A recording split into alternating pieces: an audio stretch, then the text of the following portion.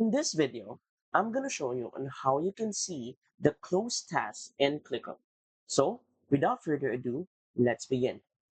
First, open your web browser and go to app.clickup.com and log in to your ClickUp account. Once you're inside the main dashboard, select the project that you want to see the closed task on. For example, let's use this sample for this video. Now, from all the views, you're going to go to your list view. This is where you'll see all your tasks, as you can see right here.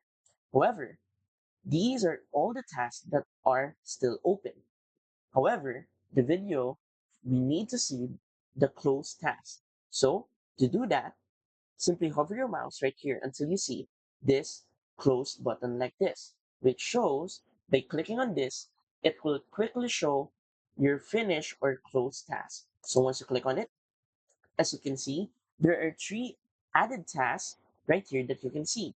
However, these are not open tasks, but instead published or closed tasks already. So that's it. So if you want to support our channel, feel free to use our affiliate link given in the video description.